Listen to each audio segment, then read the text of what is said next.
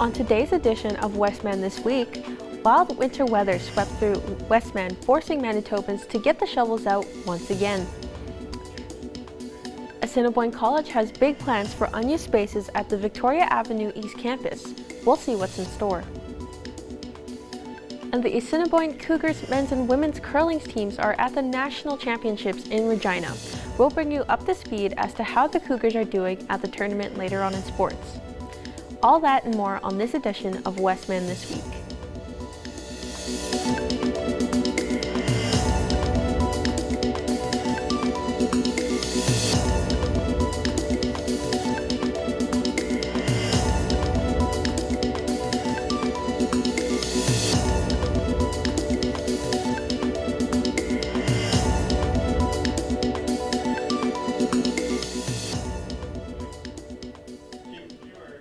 Hello, and welcome to Westman This Week for February 20th. Thanks for joining us.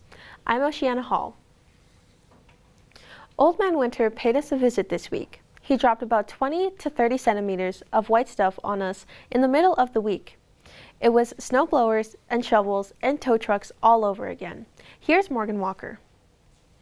After a spell of warm weather here in the prairies, winter has returned with vengeance. Environment Canada has issued a weather warning Wednesday and Thursday with heavy snowfall warning and wind advisories. The number of roads not closed on Wednesday because conditions made unsafe to be on the highways. Some routes remain closed through Wednesday evening. Snow is expected to range from 15 to 30 centimeters for various parts of the province. Some schools were closed and buses were not running Wednesday and Thursday. As we work through this snowfall, the City of Brandon and the province of Manitoba will work hard to clear our roads to make sure people can get work and back safely. While conditions improve this weekend, we are expecting more snow coming next week. From Westman This Week, I'm Morgan Walker. Matt. A place many would consider safe. Now that image is being turned upside down. As more people begin to purchase their goods online and have them delivered to their homes, there has been a rise in porch pirate activity. This is a person who steals unattended packages from the doorsteps of unsuspecting homeowners. This is a crime of opportunity. The act of a porch pirate is not localized to one area. They could be in your neighborhood or just around the block. It's important to take precautions when having your packages delivered.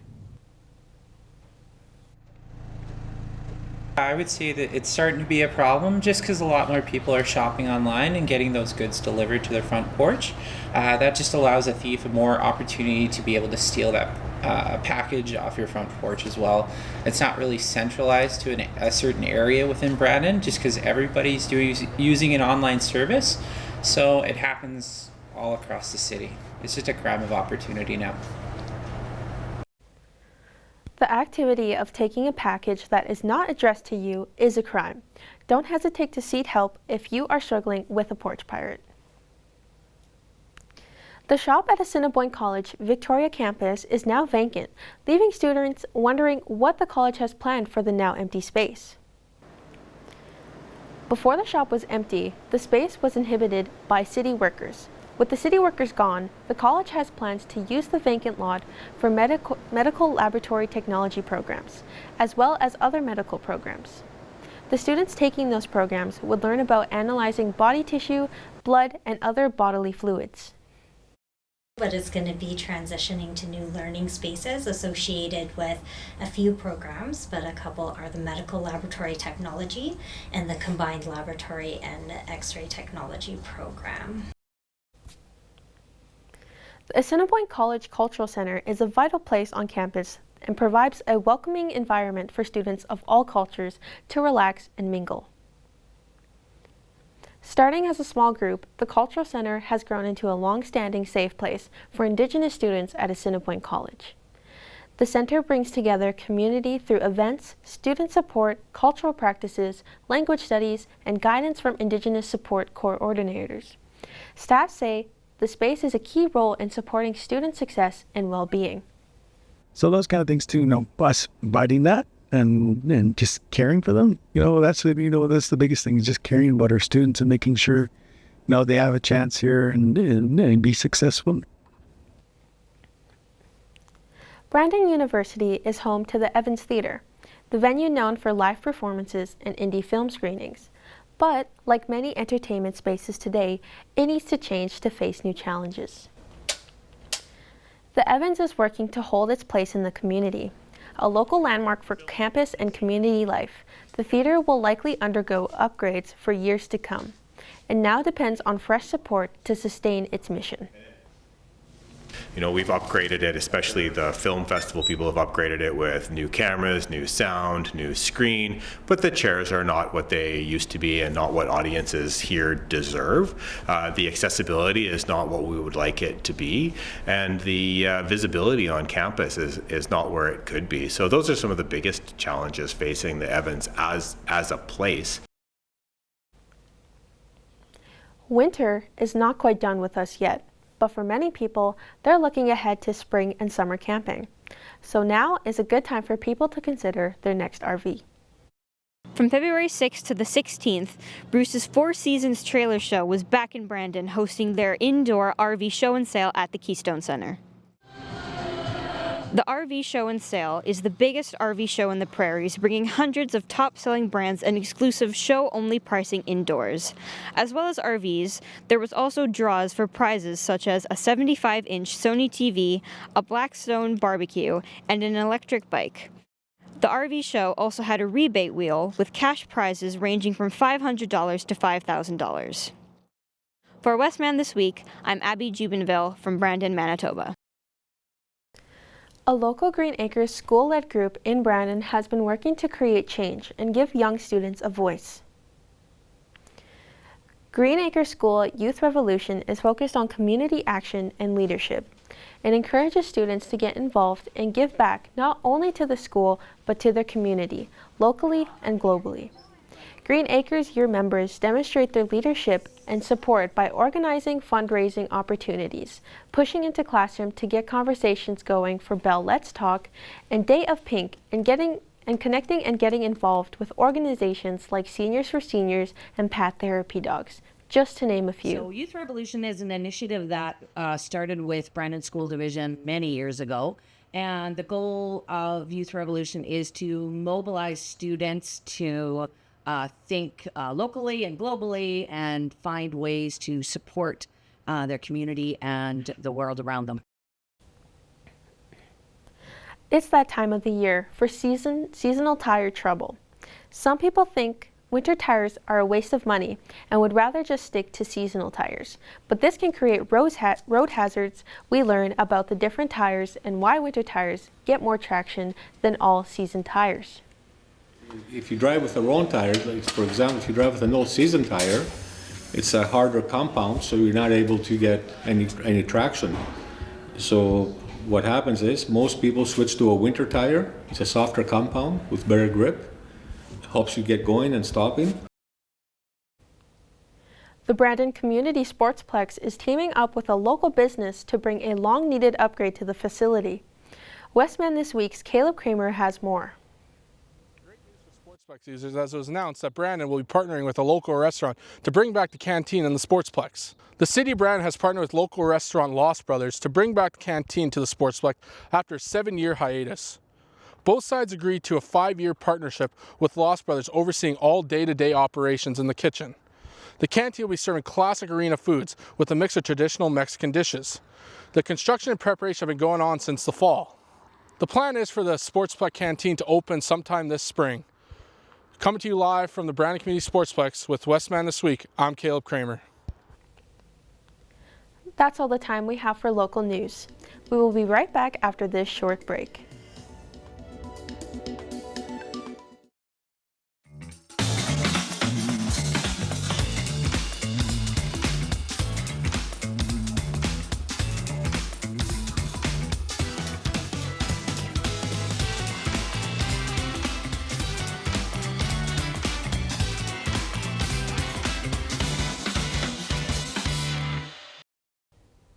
Hey, welcome to the Weekender for February 20th. I'm Abby Jubinville. Here's what's happening this weekend around Brandon and Western Manitoba. Are you feeling like an Olympic performance might be a bit much for you? The Souris Legion is having an Olympic day tomorrow at 2 p.m. Come out and participate in games such as shuffleboard, crokinole, pool, crib, and other card games. It'll be a lot of fun, and entry fee is $5 per person. You can enter as a pair or individually, and snacks are provided. Don't let this late winter weather get you down. Get out and enjoy the magic of winter sleigh rides. Rides take place Saturday starting at 11 a.m. and running until 5 p.m. at Alternative Landscaping Garden Center. Tickets are $15. There is an antique snowmobile derby and show taking place in Minnedosa this Saturday. If you want to show your machine, registration is from 10 a.m. to noon at the pavilion on the lake. The Minnedosa Fire Department is putting this show on as a fundraiser, and the public can come and check out these classic antique snow machines. Hot dogs and fries are available, and it's fun for the whole family.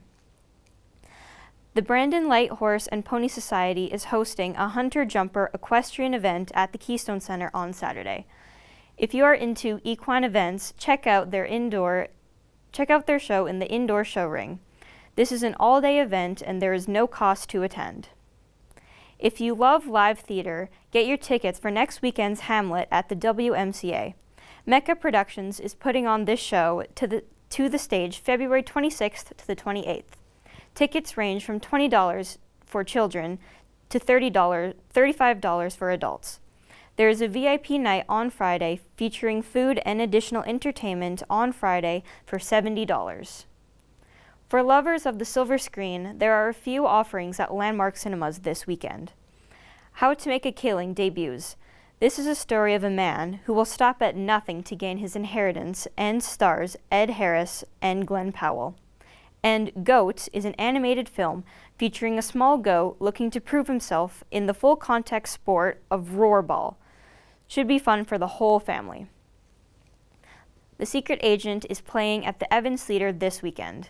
This suspenseful thriller is set in 1970s Brazil as a father and son seek to escape a brutal military regime. Show times are at 7:30 p.m. Friday and Saturday at 2 p.m. on Sunday. Tickets are $7. Turning our attention to your weekend weather. It seems that winter just won't let go. We have had heavy snowfall earlier this week, and now temperatures are dropping below seasonal norms. And tomorrow will be a high of -15, dipping to a low of -27. Sunday will be similar to tomorrow, with a high of -15 and low of -23. Monday will be warm up to a high of -12 and a low of -15, with a chance of flurries. Expect a cold but sunny weekend, as for next week it will start to warm up. I'm Abby Jubinville, and that's all the time we have for the Weekender. And in sports, Sage Ducharme has got an update to what our crew is doing at the Curling Nationals.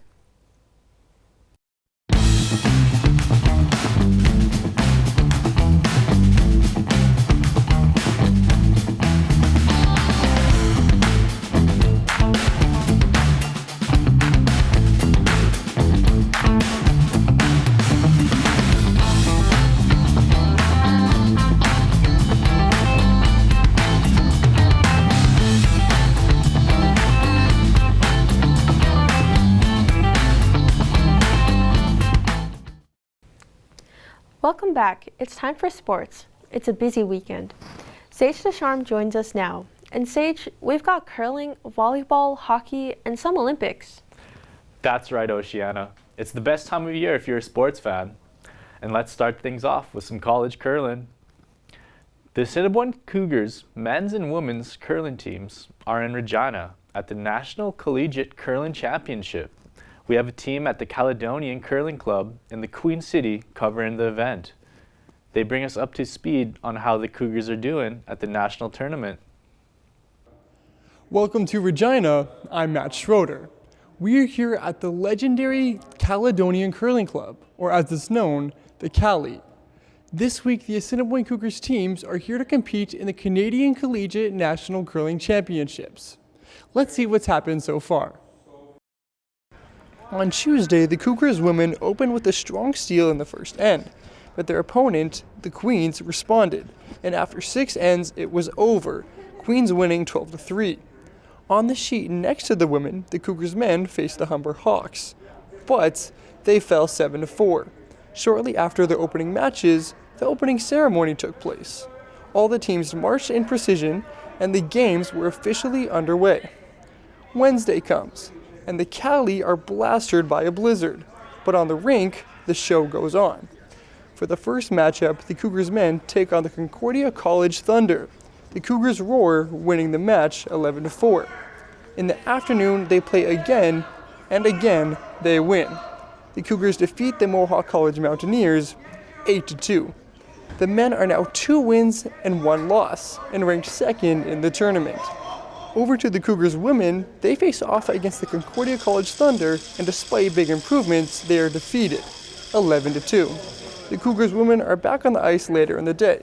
This time, they're playing the Niagara College Knights. The women face an uphill battle against a strong team, and they lose the match 14-1. The action on the ice heats up on Thursday. The Cougars men play the Southern Alberta Institute of Technology. The game has several brilliant plays, and the Cougars men get another big win, 5-4. The men's second game of the day is against Sioux College. The Cougars stage a carefully planned late rally that thrills the audience, but come up just short, losing 6-4.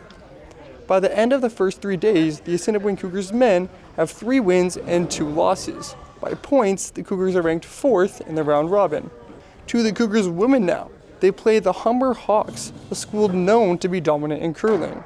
The Cougars face a very tough matchup, and they lose their game 13-1. They come out on the ice later in the afternoon, this time facing Pac West, a team of BC college curlers. The Cougars women play their heart out, but go down to defeat 9-0. By the end of the third day, the Cougars women are yet to secure a victory, losing all 5 games. The semifinals and finals both take place on Saturday, with the gold medal winner crowned later that evening. From Westman This Week's Sports, I'm Matthew Schroeder. In more Cougars sports news, Assiniboine played their final games of the Manitoba College Athletics Conference volleyball season. Les Rouges of St. Boniface were in town on Valentine's Day. The women were up first, and the league-leading Cougars did not disappoint. The Lady Cats defeated Les Rouges in straight sets, although St. Boniface forced sets 2 to 2 extra points and were competitive throughout the contest. However, the Cougars swept Les Rouges on the game-leading performance of Kira Virgo, who was the player of the game. The Cougars will host the provincial final February 28th as they await the winner of the Canadian Mennonite University versus St. Boniface. The Cougars men had a more challenging task as their match went to a final and 5th deciding set. Les Rouges forced extra points in the 4th set, but the Cougars were not to be denied, as they managed to outlast St. Boniface as they took the 5th and final set. The Cougars now face the CMU Blazers in the semi-final next weekend for the rights to face the first-place Providence Pilots on February 28th.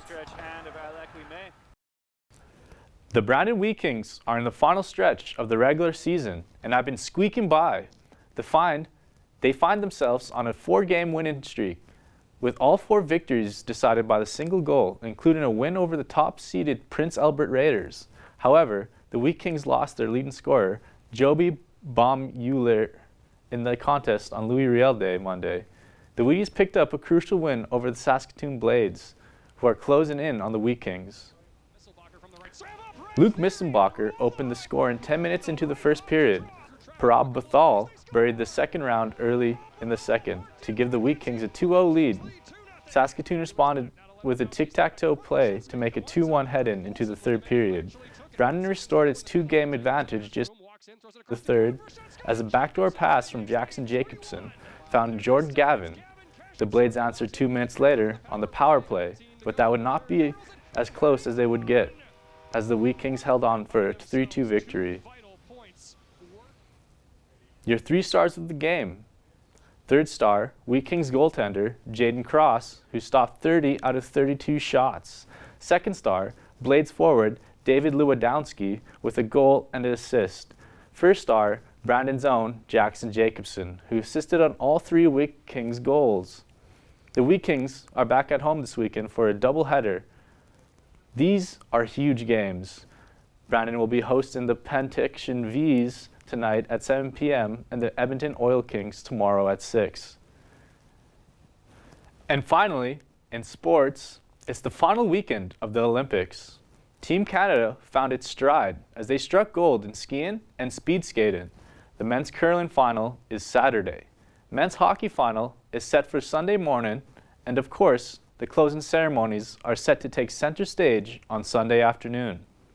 So there are good opportunities for Canada to add to their medal total on the final weekend of the 2026 Winter Olympics. That's all the time we have for sports. Oceana, have you watched much of the games? I have been watching some of the games. I've been taking more interest into the snowboarding and the hockey. What about you, Sage? I love snowboarding too, and hockey, but I've also been watching skiing. I really enjoy skiing. Thanks, Sage.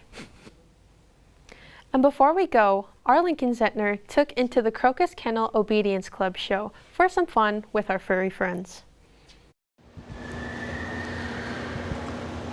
I'm down at the Keystone Center, down by the Canada Room, where the Crocus Obedience Kennel Club is hosting multiple dog shows for trainers of all ages, starting with conformation shows, where the judges will compare the dogs to the breed standard, before getting into my favorite, the obedience shows, where dogs will perform tasks and tricks laid out for them on the course. It's a lot of fun down here, and I'm really enjoying the dogs and the shows. I'm Lincoln for Westman This Week.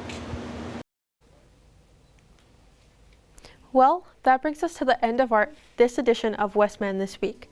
Thanks for watching. For all of us here at Westman This Week, I'm Oceana. Have a great weekend.